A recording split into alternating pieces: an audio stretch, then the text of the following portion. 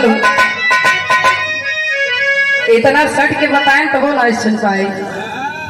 हमारे ड्राइवर साहब पवन यादव जी के आप जीजा जी है अहिरन के पुरा की धरती से।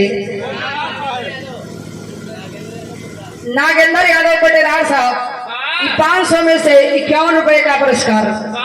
बहुत बहुत प्रणाम सलोगन के बहुत बहुत प्रणाम। आप वही से थमाए दिहल करा वही में ठीक बा। यूनिट में इतना मारा था तब वो कम दे था। अरे पूरा कैले हो यहाँ से हमार इस समय गडेरार साहब वरन के फायदा कम होता है। जब से सारा सिस्टम ऑनलाइन हो गया बा जेकर अंगूठा जेकर लगी जेकर फिंगर मैच करी वही के गल्ला मिली नहीं तो केहू के मिलबो ना करी। जब मिली ना तो बहुत हमें से मिली तो 1 किलो मिलत होए और उससे ज्यादा तो मिलता ना होए।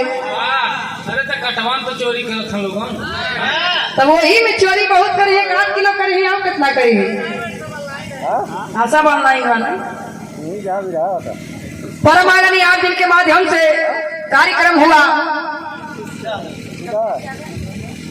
कमलेश यादव फौजी भाई आपकी तरफ से 200 रुपए का पुरस्कार। बहुत बहुत प्रणाम सलोगन के बहुत बहुत प्रणाम।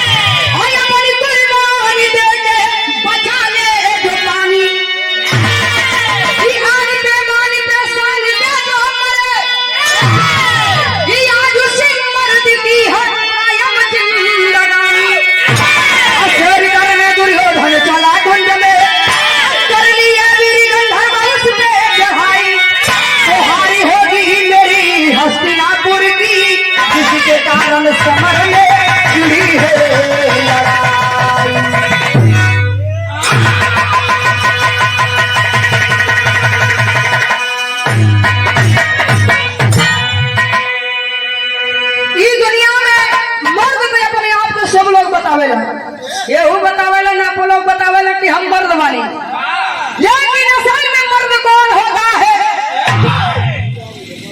एक लाइन कवि जी कव्वाली के भाव में इशारा करो थे मास्टर।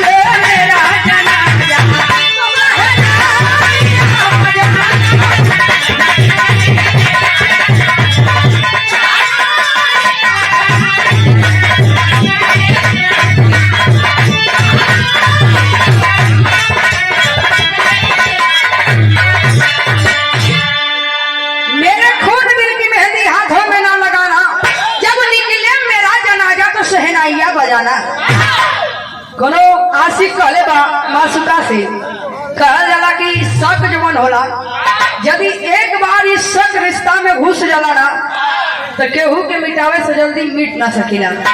लेकिन कभी जी इशारा करत हूँ के सर नंबर तक के होला मास्टर।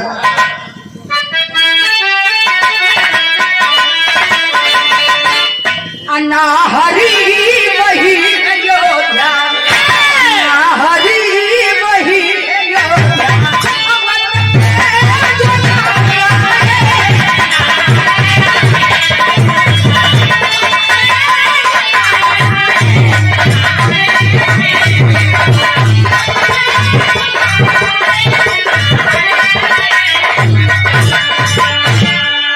अन्ना हरी वही अयोध्या, अब तबे जो काम आए रख ले वो अपन पानी, रख ले वो अपन पानी।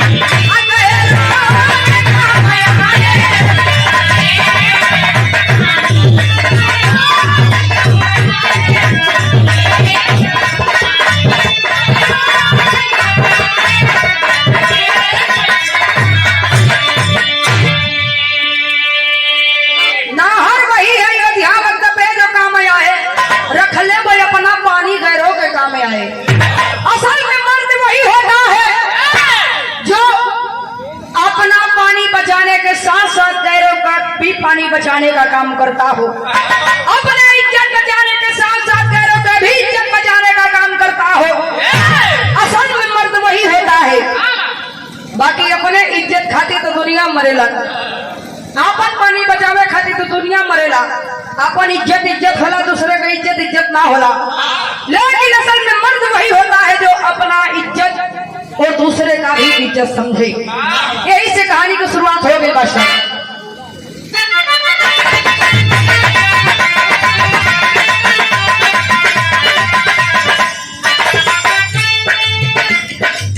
विरोधी पीरता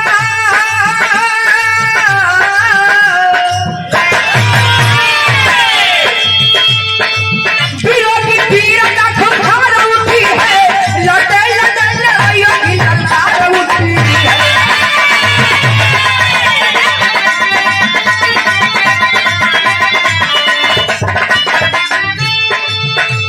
जगह से जगह सच सच कराने लगा है, अपनी अगोचा अंबर हराने लगा है।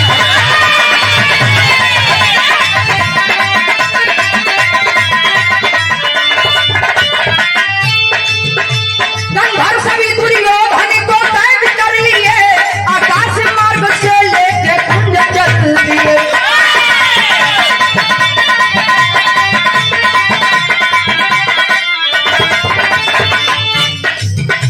चिल्ला रहे गुरपत बचाओ मेरे भैया, फंसी बीच मझधार में पलवार की नैया।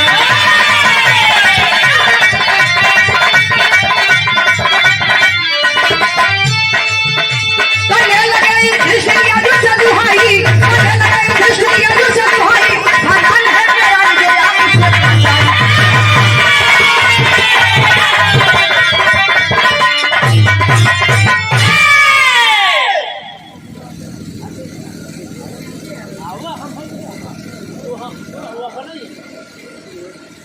परम आदरणीय संजय यादव, आपकी धर्मपत्नी जी के द्वारा सम्मानित किया गया। सुंदर पंखुड़ियों में गुना हुआ पुष्पहार।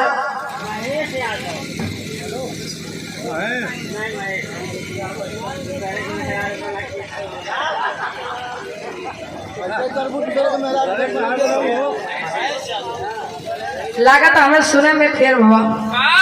महेश यादव, आपकी धर्मपत्नी जी के द्वारा सम्मानित किया गया। सुंदर पंखुड़ियों में गुना हुआ पुष्पहार। धन्य हो प्रभु।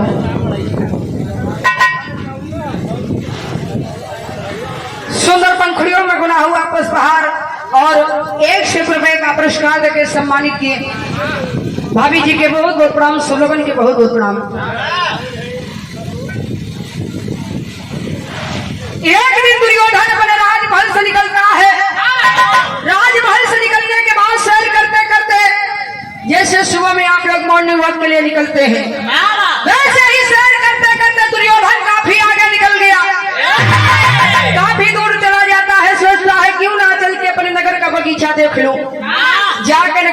नीचा देखता है, धीरे धीरे काफी आगे निकल गया, लेकिन सभी गंधर्व की नजर उसी दुर्योधन पर टिकी है। देखते ही देखते सभी दुर्योधन झपट के पकड़ के दुर्योधन को सभी गंधर्व आकाश मार्ग से लेकर उड़ जाते हैं। काफी ऊपर गया, दुर्योधन की नजर पड़ती है, नीचे अर्जुन खड़े हैं अपने धनुष बाण के साथ में। वही से आवाज देता है कि भैया अर्जुन, भैया अर्जुन मेरी जान बचा लीजिए भैया। लेकिन अर्जुन सुनकर भी अनसुना कर देते हैं, देखकर भी अनदेखा कर देते हैं। यही आवाज जब युधिष्ठिर के कानों में पड़ती है, यानी कि धर्मराज के कानों में पड़ती है, जाके अर्जुन को समझाते हैं, कहते हैं सुनकर भी बात और सुना कर रहे हो, सरासर अन्याय है। कहे नहीं, चाहे जो भी हो, चाहे जो भी हो, ये है ना अपना दुश्मन।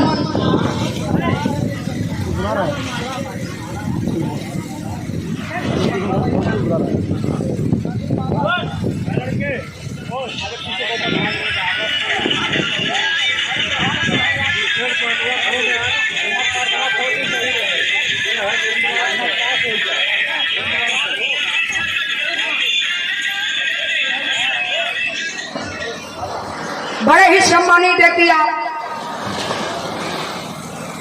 भैया कमलेश यादव फौजी भाई, आपकी हमके कंफर्म कर ली नहीं करे जैसे फिर गड़बड़ हुई। कमलेश यादव फौजी भाई, आपकी धर्मपत्नी जी के द्वारा सम्मानित किया गया, सुंदर पंखुड़ियों में गिना हुआ पुष्पहार और 1 रुपए का पुरस्कार देके भाभी जी के बहुत बहुत प्रणाम, सब लोगों के बहुत बहुत प्रणाम।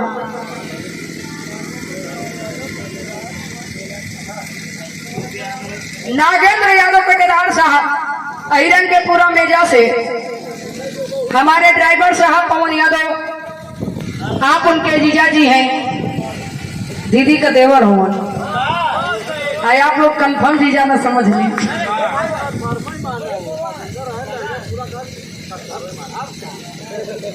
सगा, अब आप लोग इतना तो समझ गए होगा ना। जीजा जी की तरफ से 51 रुपए का पुरस्कार, बहुत बहुत प्रणाम, सबगण के बहुत बहुत प्रणाम।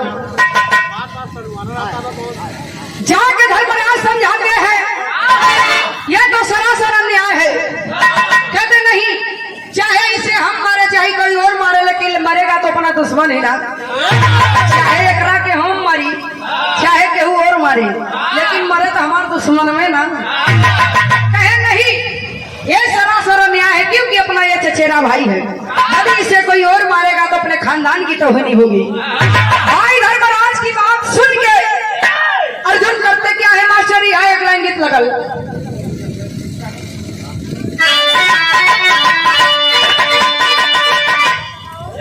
कहूँ का चीजें मरी मर्द कोनो मजाक खाने है, बिरहा होता कोनो मजाक थोड़ी नहीं होता। पवन के जीजा के ऐसी तो तैसी, समझा। अब वही कायदे से प्रीतिपाल के जनता नहीं, यह जान ले बना तो बोला कि हिम्मत न करवा।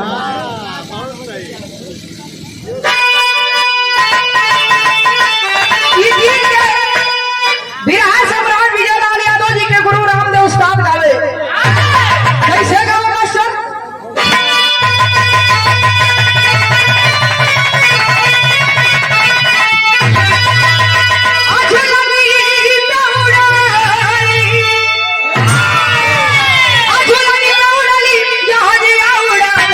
हम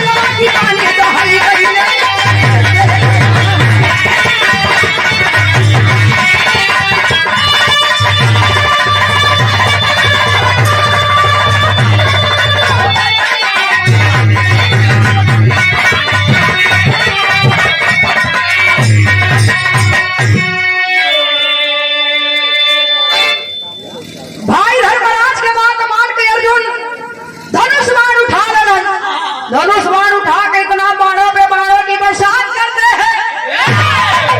सभी गंधर्व दुर्योधन को छोड़ के भाग जाते हैं और भाई दुर्योधन को आकाश मार्ग से उतरने के लिए बाण चला के बाणों की सीढ़ियां बनाते हैं।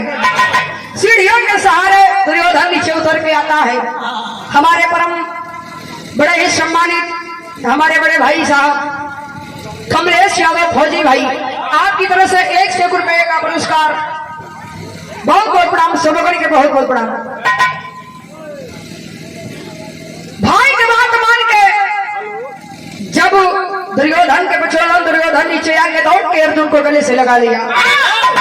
भैया अर्जुन, भैया अर्जुन, यदि आज आप ना होते ना, यदि आज आप ना होते तो ये गंधर्व साले तो हमें मार ही डालते। यदि आज ना होते यार, ये साले गंधर्व तो मुझे मार ही डालते। तो अरे यार से डर तुम्हारा सब सारन भाग गए।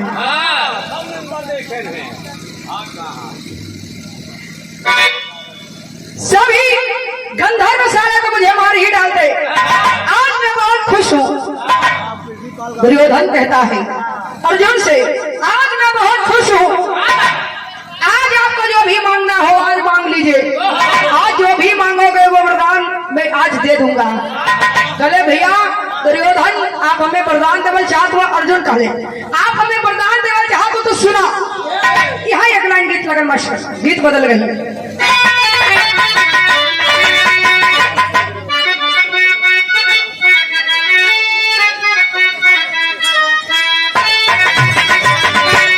कोनो लड़का बड़ा परेशान बा, जाके अपने यार से कहे का बताई भाई बड़ा परेशान हो गई बानी। अबे का बताई बड़ा परेशान हो गई बानी। काहे परेशान बड़ा हो? कहे सुना, ना तो रात में नींद आवत था, ना तो दिन में सुकून पड़ा था। कौन प्रॉब्लम हो बतावे अपने संगी से। अच्छा पति लगा सब मुँह से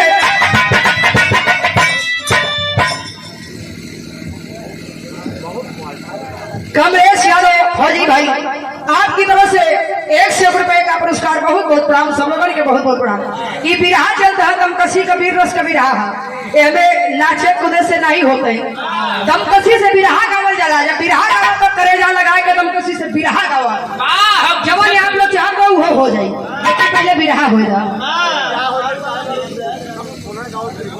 नागेंद्र यादव कटेदार साहब, पवन यादव के जीजा जी, 51 रुपए का पुरस्कार। हाँ 50 रुपया जमा बा, फिर मन करे तो फिर बुलवा दे। बहुत बहुत प्रणाम, सब लोगन के बहुत बहुत प्रणाम।